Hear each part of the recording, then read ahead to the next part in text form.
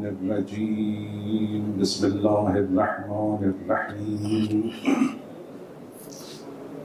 الحمد لله رب العالمين والعاقبة للمتقين والجنة للموحدين ثم الصلاة والسلام على البشير النذير العبد المؤيد الرسول المسدد المصطفى الأمجد أبي القاسم المصطفى محمد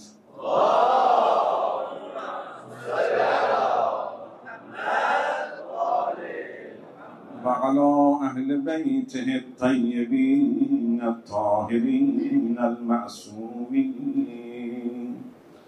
واللعن الدائم على أعدائهم أجمعين اللهم كن لوليك الحجة ابن الحسن صلواتك عليه وعلى آله في هذه الساعة وفي كل ساعة وليا وحافظا وقائدا وناصرا ودليلا وعينا حتى تسكنه الأرض طوعا وتمتعه فيها طويلا صلوات اللهم صل على محمد امشب شب 21 ماه مبارک رمضان و شب شهادت مولا الموحدین امیر المؤمنین مولای کائنات علی بن ابی طالب علیه السلام است و از طرفی شب قدر است، شب نیایش، شب انابه به درگاه الهی، شب دعا و شب نزول قرآن است. شبی است که از 1000 ماه ارزش او بالاتر است که لیلة القدر خیر من 1000 شهر. اعوذ باللہ من الشیطان الرجیم بسم اللہ الرحمن الرحیم. خطبہ افتتاحیہ کے بعد موصوف نے فرمایا کہ یہ آج کی شب 21 رمضان 21ویں رمضان کی شب ہے جو شب قدر بھی ہے اور شب شہادت امیر المومنین علی ابن ابی طالب علیہ السلام بھی ہے. لہٰذا ایک طرف شب قدر ہے جو شب ہے، شب نیائش ہے، شب دعا و استغفار ہے، شب نزول قرآن ہے اور یہ شب 1000 مہینوں سے زیادہ اہمیت کی حامل ہے. نکته‌ای که میخوام عرض بکنم و اون این است که خداوند متعال برای تکامل انسان و پیشرفت و تعالی انسان هم ابزارهای لازم رو در اختیار او قرار داده و هم فرصت‌های پیش روی او قرار داده که انسان بتواند از این فرصت‌ها برای کمال خودش بهره ببره. ایک نکتہ جو آپ کی خدمت میں عرض کرنا چاہتا ہوں وہ یہ ہے کہ خداوند عالم نے بشریت کو تکامل تک پہنچنے کے لیے، کمال تک پہنچنے کے لیے ایک طرف جو اس تکامل تک پہنچنے کے لیے ضروری ابزار ہیں، ضروری اشیاء ہیں، ان کو بھی فراہم کیا ہے اور دوسری طرف وہ فرصت اپارچونٹی بھی عطا کی ہے کہ جو انسان کو तकामुल तक, कमाल तक पहुँचने के लिए ज़रूरी है। چون شما جوان هستید و بهترین دوران زندگی انسان دوران جوانی است. بهترین فرصتی که خداوند در اختیار انسان قرار میده در دوران جوانی است. مقام معظم رهبری یک موقع می‌فرمودند که تا جوان هستید هر اندیشه‌ای دارید، هر آرزویی دارید، هر خواسته‌ای دارید، در دوران جوانی باید بهش برسید.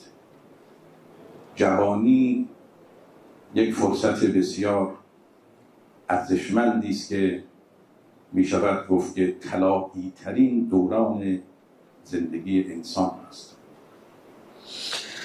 چونکہ آپ جوان ہیں لہذا جوانی انسان کی زندگی کا بہترین دور ہوتا ہے کہ جو اس کے زندگی میں خداوند عالم نے اس کو عطا کیا ہوتا ہے، یہ بیسٹ فیز آف لائف ہوتا ہے۔ ایک مرتبہ مقام معظم رہبری نے فرمایا کہ جب تک تم جوان ہو اپنی جو آرزویں ہیں، اپنی جو خواہشات ہیں، اپنی جو خواستہائیں ہیں، اس کو جوانی کے عالم میں ہی حاصل کر لو۔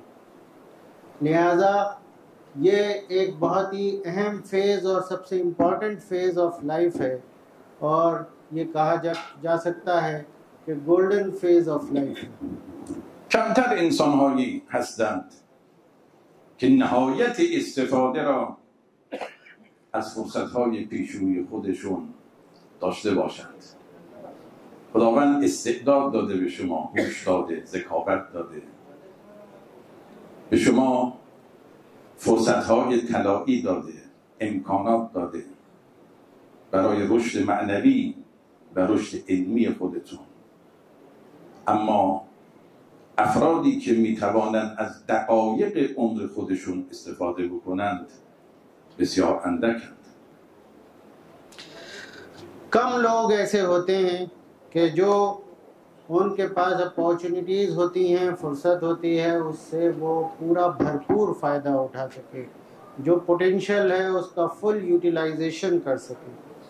خداوند عالم نے آپ لوگوں کو تمام نعمتوں سے نوازا ہے، ذکاوت عطا کی ہے اور امکانات اور فیسلٹیز عطا کی ہیں تاکہ آپ معنوی اور علمی ترقی حاصل کر سکیں۔ لیکن ایسے بہت کم لوگ ہوتے ہیں کہ خداوند عالم کے دیے ہوئے وقت سے وہ بھرپور فائدہ اٹھا سکیں، منٹ منٹ کا وہ استفادہ کر سکیں اور اس سے فائدہ حاصل کر سکیں۔ عزیزان، دوران جوانی دوران شکوفایی، دوران تعالی، دوران پیشرفت. مخصوصا در دوران جوانی دل پاکه. به قول امام خمینی رحمت الله علیه جوان به مبدأ عالم نزدیکتره. خداوند عنایت ویژه‌ای به جوان داره، لذا باید از این فرصت استفاده کنید. یہ جوانی کا جو فیز ہوتا ہے یہ شکوفائی کا زمانہ ہوتا ہے، بلاسمنگ فیز ہوتا ہے، جہاں وہ پیش رفت اور ترقی حاصل کر سکتا ہے، تعالی سے نزدیک ہو سکتا ہے، کیونکہ یہ وہ دوران ہوتا ہے زندگی کا کہ جب انسان کا دل پاک ہوتا ہے۔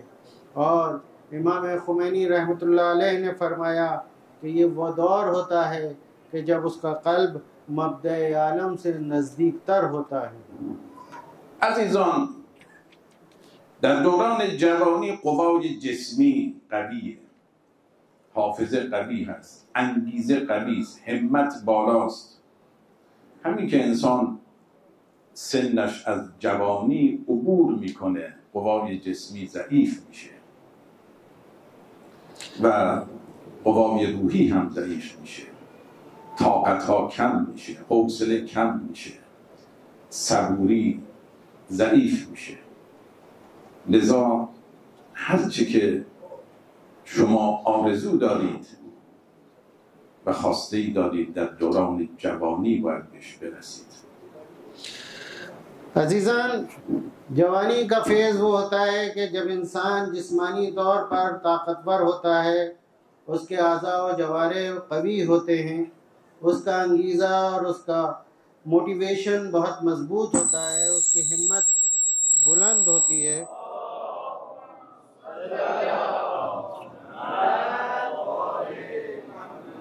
उसकी हिम्मत बुलंद होती है, लेकिन जैसे जैसे उसकी उम्र बढ़ती है, उसका जिस्म ज़ईफ़ और कमज़ोर होता जाता है और इसी तरह उसकी रूह भी कमज़ोर होने लगती है, उसकी ताकत और उसका हौसला कम होने लगता है।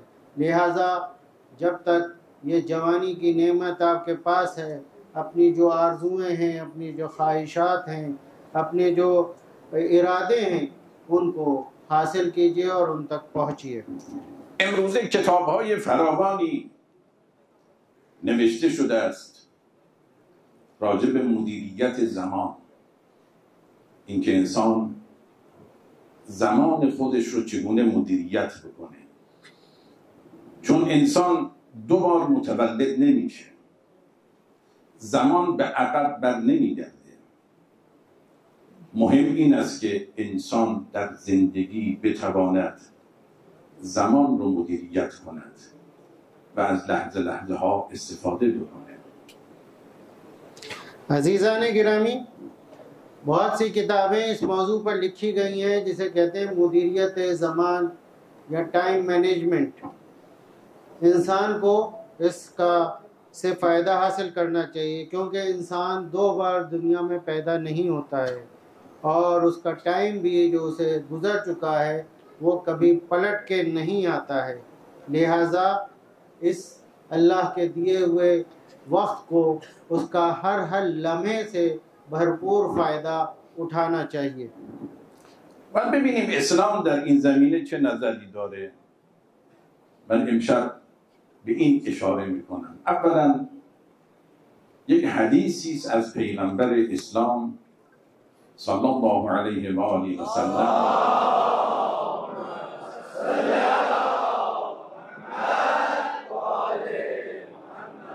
این حدیث باید تابلو زندگی ما باشه.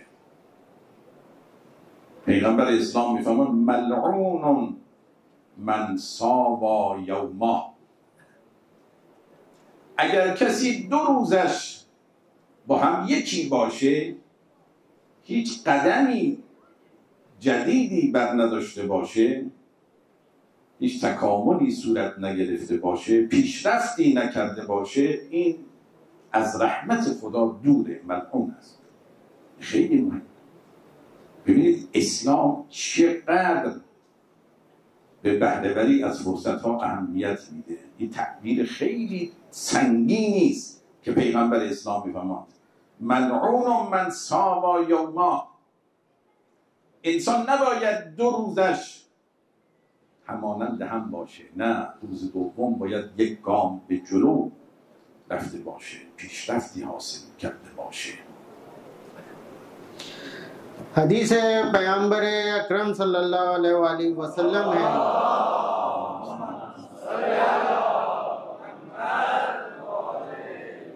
और ये बहुत ही अहमियत की हामिल है। हकीकत ये है कि इस हदीस को हमारे ज़िंदगियों के बोर्ड पे लिखी होनी चाहिए ताकि हर रोज़ इसके ऊपर हमारी निगाह पड़े।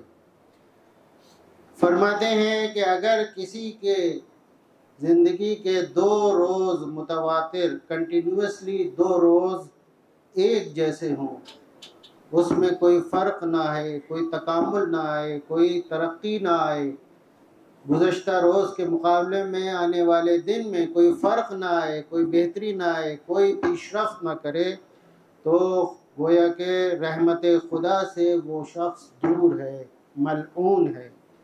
लिहाजा इस्लाम में कितनी अहमियत है कि वक्त से भरपूर इस्तिफ़ादा किया जाए और इंसान की ज़िंदगी का हर रोज़ अपने गुज़श्ता रोज़ से बेहतर हो और वो तरक्की हासिल करे। عزیزان، اسلام هم دین دنیاست هم دین آخرت است. خواسته اسلام این است که هم دنیای انسان آباد باشه و با عزت زندگی کنه، هم آخرت انسان آباد باشه. باشه. لذا اسلام دین پیشرفت است. این که میفهم ملعون من ساوا یوما، اگر کسی 2 روزش مساوی باشه، یعنی در روز دوم زندگیش نسبت به روز قبل پیشرفتی حاصل نشده باشه، ملعون است. این نشانه این است که این دین دین پیشرفت و ترقی است، دین ارتجاع و دین تنبلی نیست. عزیزان گرامی، اسلام के नज़र में उसका दीन भी और आखिरत भी दोनों अहमियत की हामिल हैं और उसमें उसे तरक्की करना चाहिए और उसमें बेहतरी होना चाहिए। उसकी दुनिया भी आबाद हो और उसकी आखिरत भी आबाद हो। दुनिया में भी वो बाइज़्ज़त ज़िंदगी गुजारे और आखिरत में भी सुरखरू हो। लिहाजा दीन में की पेशरफ्त उसके हिसाब से खुदावंद आलम के एतबार से, जैसा कि रसूल इस्लाम ने फरमाया कि किसी शख्स के 2 दिन अगर मुसावी हों, एक जैसे हों, उसमें कोई फ़र्क ना आए, कोई तरक्की ना हो, कोई बेहतरी ना हो, कोई उसमें पेशरफ्त ना करे, तो वो शख्स मलऊन है। लिहाजा ये इस बात की तरफ निशानदेही करता है कि दीन इस्लाम दीन तरक्की पसंद दीन है और ये तंबली और जिसे कहिए कि सोते रहने के ख़िलाफ़ है। ये चाहता है कि इंसान तरक्की की राहों पर गामज़न रहे। از امام باقر علیه السلام روایت است که لیس منا من لم یحاسب نفسه فی کل یوم. حضرت میفرمان از ما نیست، یعنی مسلمان نیست کسی که در هر روز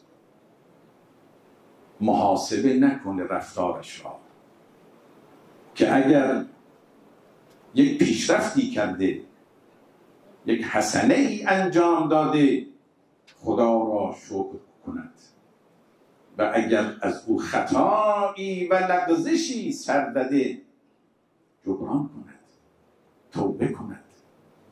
ببینید دین پیشرفته. در دین اسلام امام باقر اسلام مسلمان نیست، از ما نیست کسی که در هر روز کار خودش رو ارزیابی نکنه، محاسبه نکنه. अज़ीज़ान गिरामी, इमाम मोहम्मद बाक़िर अलैहिस्सलाम से मरवी रिवायत है कि इमाम फरमाते हैं कि वो शख्स हम में से नहीं है, यानी मुसलमान नहीं है, कि जो दर हकीकत हर रोज़ अपना मुसाहिबा ना करे, अपना एनालिसिस ना करे, अपने रफ्तार अपनी किरदार को जांचे परखे ना, उसको एनालाइज ना करे। अगर इंसान ने हर रोज़ अपने आप को चेक करे कि अगर उसने उस दिन कोई नेकी की है, कोई अच्छा काम किया है, तो उसका शुक्र अदा करे, और अगर उससे कोई ख़ता सरजद हुई है तो उसको जुबरान करे, तौबा करे। लिहाजा ये दीन इस्लाम दीन पेशरफ्त है कि जिसमें इंसान को अपना हर रोज़ एनालिसिस करना चाहिए। और इमाम मोहम्मद बाक़िर अलैहिस्सलाम ने ये बात फरमाई है कि अगर उसमें दर हकीकत वो अपना एनालिसिस नहीं कर रहा है, यानी अगर वो अपनी गलतियों पर शर्मिंदा नहीं हो रहा है और अपनी खूबियों का शुक्र अदा नहीं कर रहा है, नेकियों का शुक्र अदा नहीं कर रहा है, यानी उसे समझना चाहिए कि उसके अफ़ाल किस तरह के हैं। लिहाजा ये बहुत अहमियत का हामिल है। و روایتی از امیر المؤمنین حاسبوا قبل ان تحاسبوا، خودتون رو ارزیابی کنید قبل از قیامت که اونجا مورد حساب قرار بگیرید. همین دنیا شب قدر شب محاسبه است. انسان باید در همین دنیا حساب خودش را با وجدان خودش بسنجه که چقدر این رشد کرده، چقدر تعالی داشته، از شب قدر سال گذشته تا امروز تا امشب چقدر رذائل اخلاقی را از خودش دور کرده، خودش رو ساخته. دین اسلام دین محاسبه است. अमीरुल-मोमिनीन अली इब्न अबी तालिब अलैहिस्सलाम से रिवायत है, फरमाते हैं कि इंसान को अपनी अर्जियाबी खुद करना चाहिए, इससे कब्ल कि क़यामत में उसका हिसाब किताब हो। उसे खुद अपना हिसाब किताब करना चाहिए, उसका अपना मुहासिबा करना चाहिए। और ये शब क़द्र शब मुहासिबा है, अपने आप को चेक करने वाली रात है। हमें ये देखना चाहिए गुज़श्ता शब क़द्र से इस शब क़द्र तक 1 साल जो गुज़रा है, उसमें हमारी ज़िंदगी किस रास्ते पर है। आया हमने कोई तरक्की की है, हम में कुछ बेहतरी हुई है, आया हमारे अंदर कुछ नेकियों में इजाफ़ा हुआ है, या हमारे अंदर से कुछ रज़ाइल अखलाक़ी बुरे मॉरल्स, बुरी बातें जो हैं, बुरे चीज़ें जो हैं, वो आया हमारे अंदर से कम हुई हैं या नहीं हुई हैं। ये रात अपने आप को एनालाइज करने की रात है, अपना मुहासिबा करने की रात है। پیغمبر اسلام خطاب به ابوذر می‌فرماد اغتنم خمسا قبل خمس. این حدیث پیغمبر را در ذهنتون بسپارید.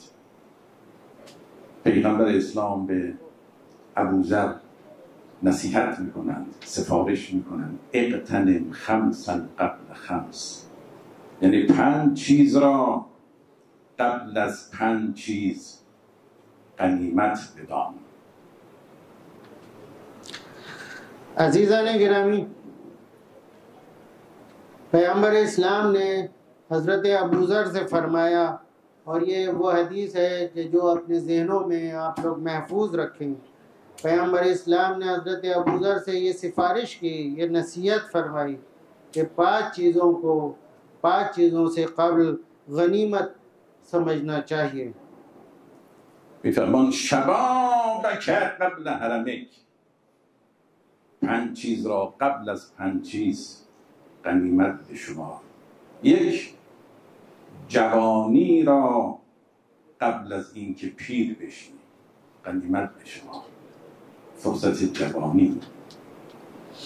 و صحتک قبل از سقمک، الان که بدن سالمه این رو غنیمت بشمار قبل از اینکه بدنت بیمار بشه.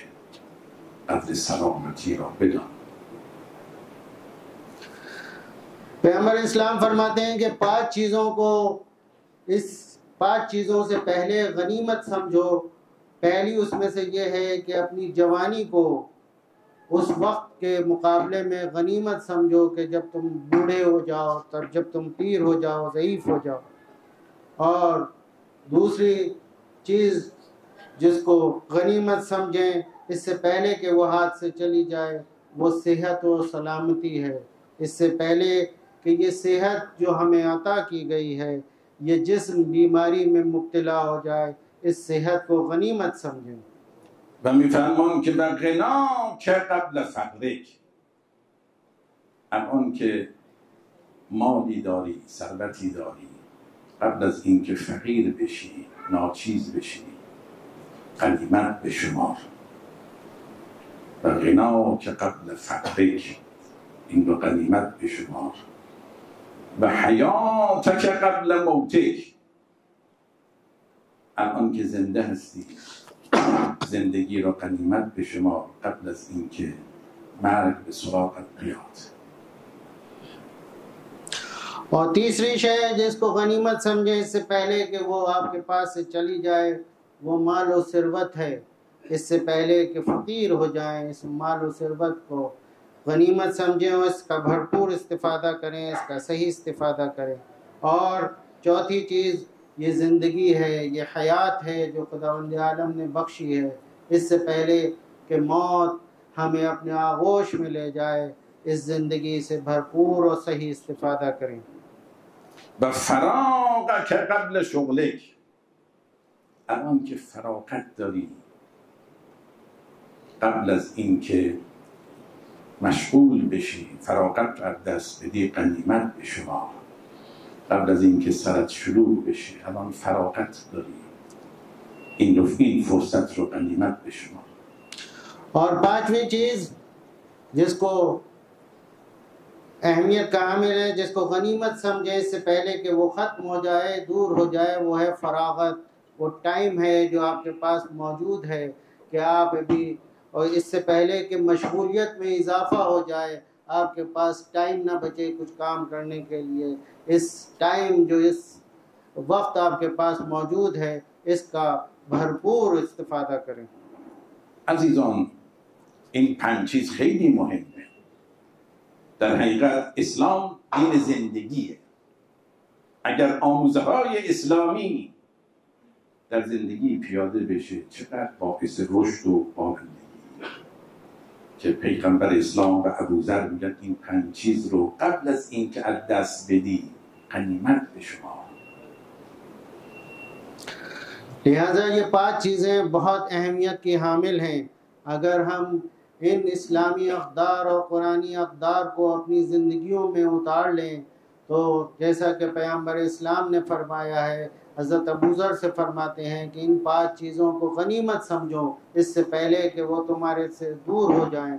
लिहाजा इन 5 जो खुदावंद आलम की नेमतें हैं इससे भरपूर फ़ायदा उठाएं इससे पहले कि वो हमसे दूर हो जाएं। این 5 چیز رو هر کس که حفظ کرده بگه تا یک انعام جایزه بگیره.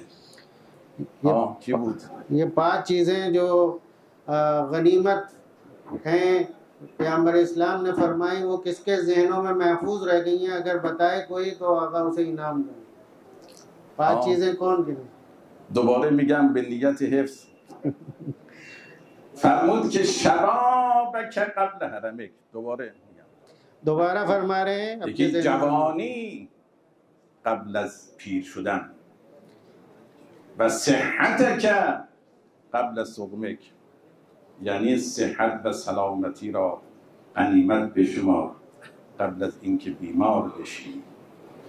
و فراغ که قبل شغلک، این فراغتی که برات پیش میاد، وقتهای خالی که داری غنیمت بشمار قبل از اینکه در حقیقت مشغول بشی.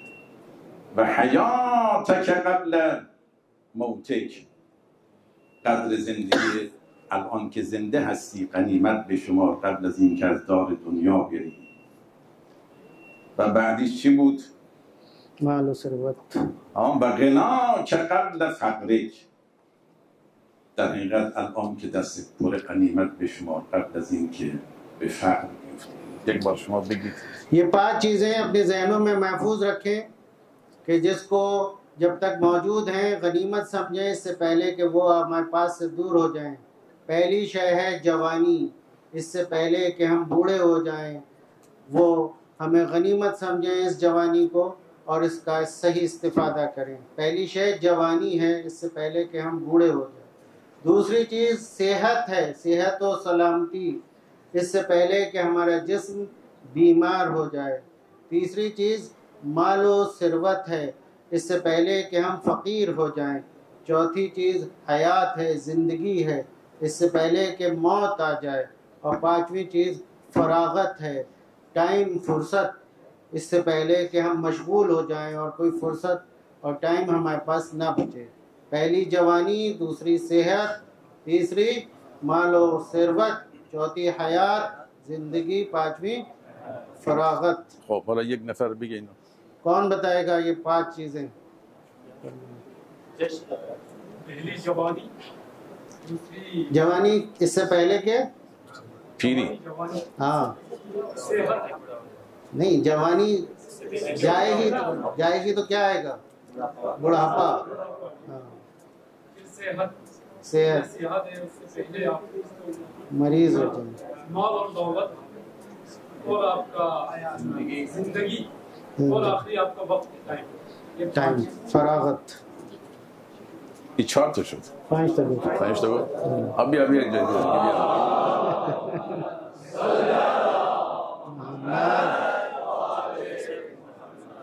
دیگه. ولی. ایشون برای پروفسور انتخاب شده. چی؟ پروفسور شده. ماشاءالله ماشاءالله. استاد دنیا. امشب هم ایشان مدال پروفسوری گرفتن.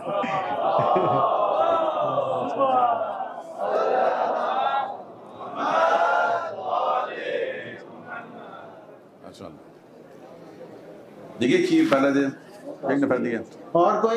और कोई बताएगा 5 चीजें. باشه. اول جوانی نگاه نکن.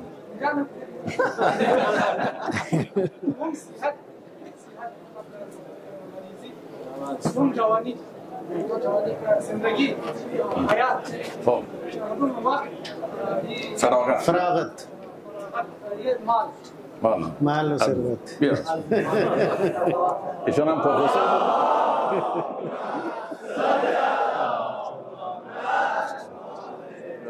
माशाअल्लाह.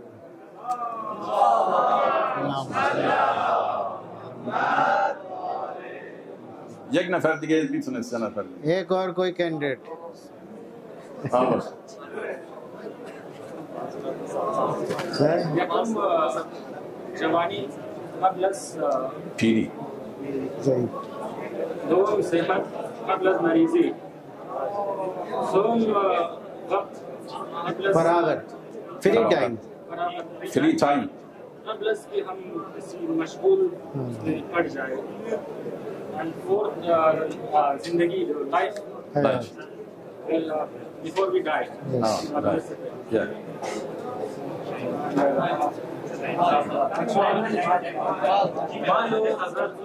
माल و ثروت. जब वो waste हो जाते हैं इससे पहले कि गरीब हो जाए. اسم शरीफ आपके नाम your name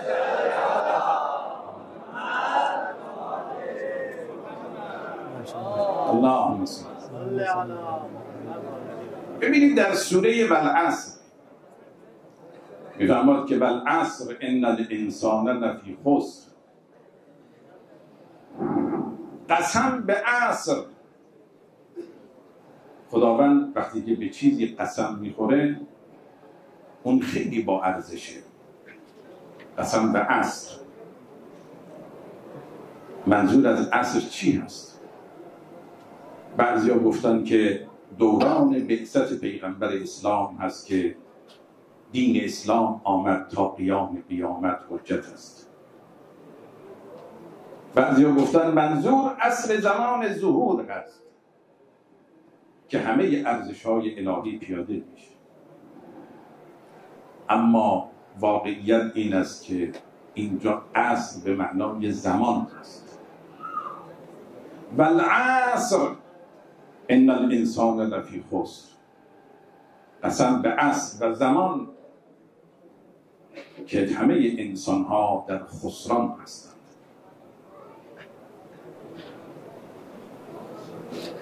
अजीज़ान गिरामी सूरे वल असर में खुदावंद आलम असर की कसम खा रहा है.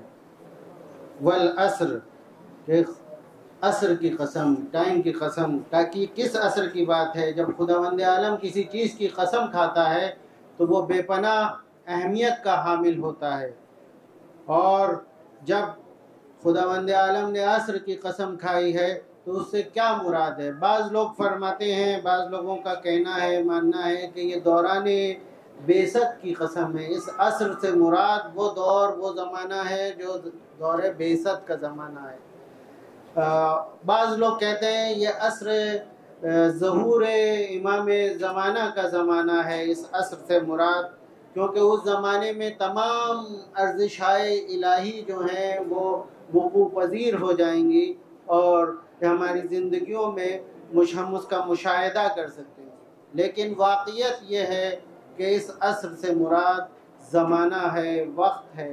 खुदावंद आलम इस असर की कसम खा रहा है और जो इससे फ़ायदा नहीं उठाएंगे वो खसारे में रहेंगे. خب چرا قرآن میگه که ان الانسان لفی خسر؟ قسم به عصر که همه انسان ها در حال زیان هستند. چرا این میگه؟ علتش چیه؟ جواب اینه که زیان و ضرر یعنی از دست دادن سرمایه. همه انسان ها در حال از دست دادن سرمایه عمرشون هستند. سرمایه عمر، سرمایه هوش، ذکاوت، حافظه، همه رو داره تحلیل میشه، دوران جوانی داره عبور میشه. فقط کسانی ضرر نمی کنن در قبال از دست دادن سرمایه عمر که هر لحظه داره عمر ما میگذره، الا الذین آمنوا و عملوا الصالحات و تواصوا بالحق و تواصوا بالصبر که من توضیح هست. कुरान मजीद में क्यों खुदावंद आलम ये बयान कर रहा है कि तमाम इंसान खसारे में हैं, नुकसान में हैं, और असर की कसम, वक्त की कसम खा के कह रहा है कि तमाम इंसान, तमाम बनी नौ इंसान जो हैं वो खसारे में हैं, नुकसान में हैं। इसकी क्यों वो कसम खा रहा है? क्योंकि इंसान का वक्त गुजर रहा है। उस जब खसारा होता है तो कब खसारा होता है, कब नुकसान होता है? जब जो उसका सरमाया है वो उससे कम हो रहा होता है, वो जो उसके पास कोई भी सिरवत है वो कम हो रही होती है, जो भी सरमाया है वो कम हो तो वो नुकसान में होता है। लिहाजा इंसान खसारे में है, नुकसान में। इससे मुराद ये है कि उसकी ज़िंदगी गुजर रही है, उसके पास जो खुदावंदी आलम की नेमतें हैं वो कम हो रही है, जवानी उससे दूर होती जा रही है, उसकी जो जिस्मानी क़ुव्वत है वो वक्त के साथ कम होती जा रही है, उसकी ज़कावत कम हो रही है, उसकी अक़लानियत कम हो रही है, उसका इल्म धीरे धीरे जब वो बुढ़ापे की तरफ जा रहा है तो उसका होश, उसकी जो मेमोरी है वो लॉस होती है, कम हो जाती है। लिहाजा खुदावंद आलम ये फरमा रहा है कि वो नुकसान में, सिवाय उन लोगों के कि जिसकी अभी अजावा उसकी तरफ निशानदेही करेंगे। در حقیقت ما در هر لحظه داریم سرمایه عمرمون را دست میدیم. الان که بنده در خدمت شما هستم، نیم ساعت قبل از عمرم گذشت. این سرمایه عمر از دست میره، از خسارته. اما الا الذین آمنوا و عملوا الصالحات، مگر کسانی که ایمان آوردند، اهل ایمان هستند، اهل تقوا هستند. خب اهل ایمان بودن کافیه؟ نه. و عملوا الصالحات، عمل صالح انجام بدن. خب عمل صالح انجام میدن، ایمانم دارن، کافیه؟ نه. باید دیگران رو هم به سمت حق بکشانند و تواصوا بالحق. خب اگر کسی ایمان داشت، عمل صالح داشت و دیگران را به سمت حق کشون، کافیه؟ نه. و تواصوا بالصبر، استقامت باید داشته باشه. ممکن است کسانی عمل صالح داشته باشند اما استقامت نداشته باشند و بعدها از دین فاصله گرفته باشند. استقامت در دین، این چهارتا در طول یکدیگر است: ایمان، عمل صالح و دیگران رو به سمت حق کشوندن و استقامت در این مسیر. जिंदगी का हर लम्हा जो गुजरता है उसकी ज़िंदगी से वो कम होता चला जाता है। गोया कि आज तकरीबन आपकी खिदमत में मौजूद हूँ, अभी आधे घंटा तकरीबन हुआ है, मेरी ज़िंदगी का आधा घंटा गुजर गया है। लिहाजा हर इंसान घाटे में है, हर इंसान नुकसान में है, खसारे में है।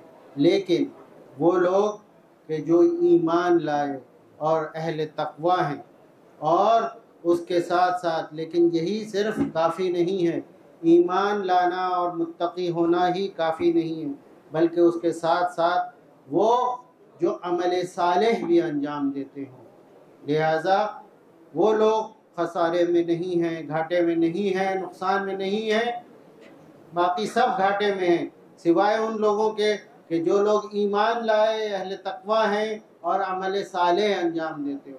लेकिन सिर्फ बात यही नहीं रुकती है, यही काफ़ी नहीं है खसारे से और नुकसान से बचने के लिए, बल्कि ईमान और तक़वा और अमल सालेह के साथ साथ उनको दूसरों को भी हक़ की जानिब दावत देना चाहिए, उसकी जानिब बुलाना चाहिए। ये तीसरी सिफत भी उसके अंदर लोगों में मौजूद होना चाहिए अगर वो खसारे से, नुकसान से बचना चाहते हैं। और चौथी खुसूसियत जो खुदावंद आलम इस सूरे में बयान फरमा रहा है वो ये है कि इन तीनों के हमराह उसको इस्तिकामत भी करना चाहिए। यानी ऐसा ना हो कि एक वक्त तो वो दीन से नज़दीक हो गए हों, लेकिन वक्त के गुज़रने से वो दीन से उनको फासला हो रहा हो और दीन से जुदा हो रहे हो।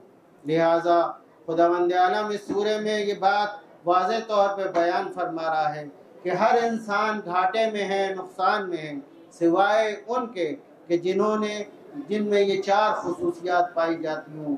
एक वो बाईमान हो, मुत्तकी हों, और दूसरे अमल सालेह अंजाम देते हों, तीसरे दूसरों को भी हक़ की जानिब दावत देते हों, उनकी रहनुमाई करते हों, और ख़ुद में भी इस्तिकामत पाई जाती हो, यानी उन बातों पर अमल भी करते हों, दीन से जुदा ना होते हों। अजीज़ों, इमशब शब कद्र است. शब قدر چند تا خصوصیت داره. یکی این که اولا شب قدر شب توبه و انابه است. در حقیقت امشب شب تصمیم های بزرگ است.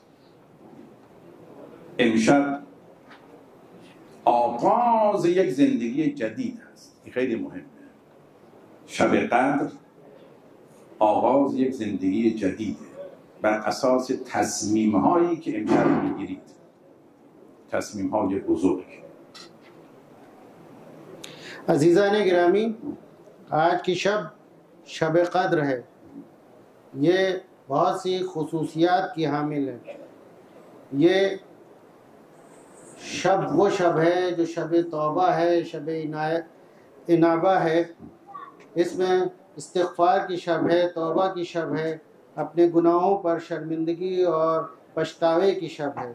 इस शब में बहुत सी अहम बातों का तयन होता है, तस्मीमात ली जाती हैं जो अहम होती हैं ज़िंदगी की।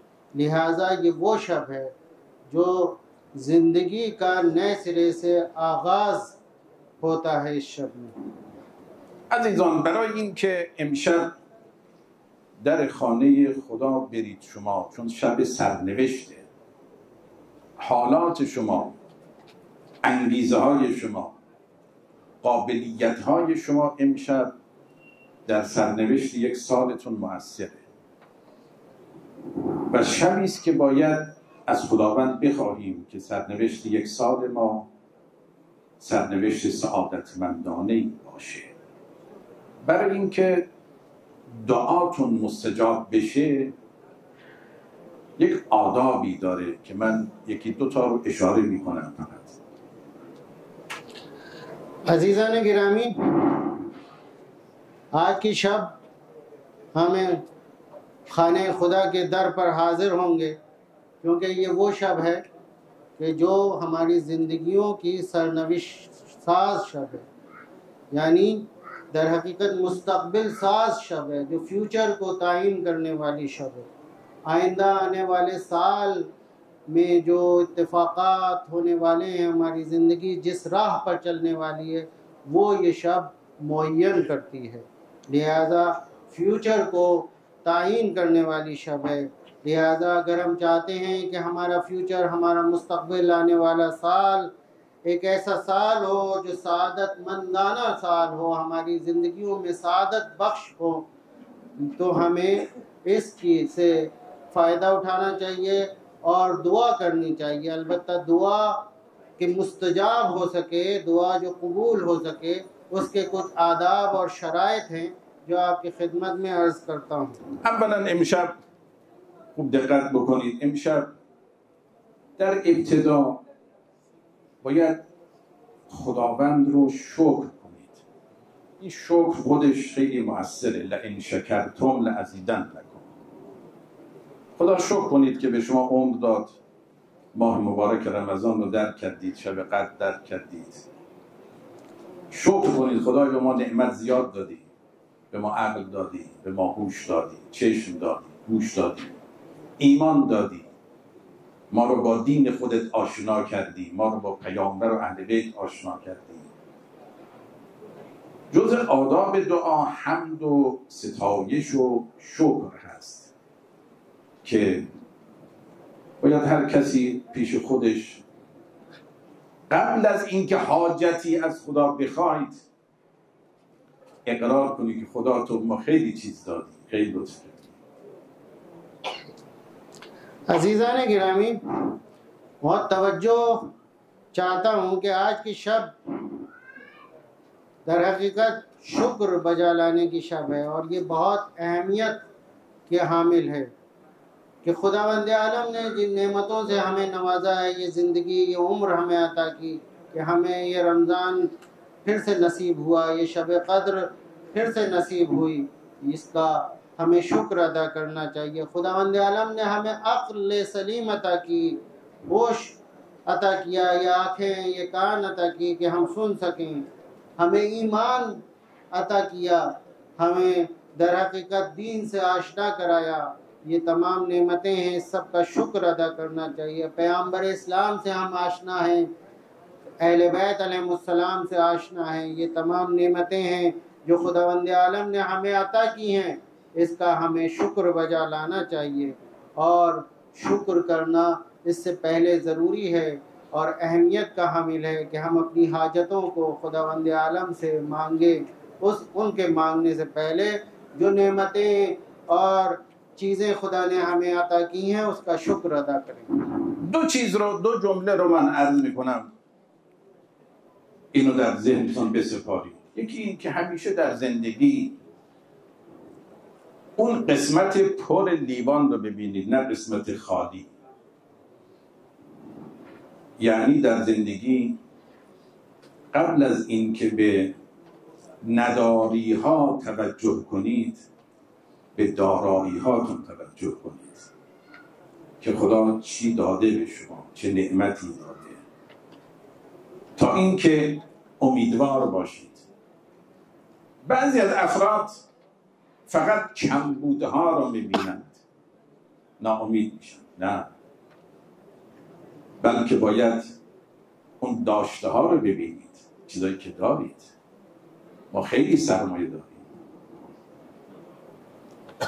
अजीज़ान गिरामी, दो जुमले आपकी खिदमत में अर्ज़ करूँ, इनको अपने ज़हनों में महफूज रखिएगा। हमें ज़िंदगी में इस तरह आगे बढ़ना चाहिए कि ज़िंदगी में हमेशा कमियां भी होती हैं, कुछ चीज़ें नहीं होती हैं, कुछ चीज़ें होती हैं, लेकिन वो जो मिसाल दी जाती है, गिलास आधा गिलास जो भरा हुआ हो या आधा खाली हो, तो आधे भरे हुए गिलास की तरफ अपनी तवज्जो रखनी चाहिए। हाफ फिल्ड गिलास जो है उसकी तरफ अपनी नज़रों को, हाफ फिल्ड गिलास की तरफ नज़रों को रखना चाहिए, ना कि वो खाली गिलास का जो हिस्सा है उसकी तरफ। यानी इसका क्या मफहूम हुआ? इसका मतलब ये हुआ कि जो नेमतें हमारे पास मौजूद हैं उनकी तरफ हम मुतवज्जे रहने चाहिए, जो चीज़ें हमारे पास नहीं हैं उनकी तरफ तवज्जो ज़्यादा नहीं होनी चाहिए, क्योंकि अगर उनकी तरफ ज़्यादा तवज्जो होगी तो हमें नाउमीदी से सरोकार होना पड़ेगा और नाउमीदी की तरफ हमारी ज़िंदगी जाएगी। बाज़ लोग उन्हीं चीज़ों की तरफ अपनी पूरी तवज्जो मरकूज़ रखते हैं कि उनके पास जो चीज़ें नहीं हैं, लिहाजा उनकी ज़िंदगियों में नाउमीदी बढ़ती चली जाती है। लिहाजा ज़िंदगियों को पॉजिटिवली लेना चाहिए और जो चीज़ें खुदा ने अता की हैं उसका शुक्र अदा करना। یک شخصی آمد خدمت امام جعفر صادق علیه السلام، آمد گفت آقا من خیلی فقیرم، من نادارم، دستم خالی، نیازمندم.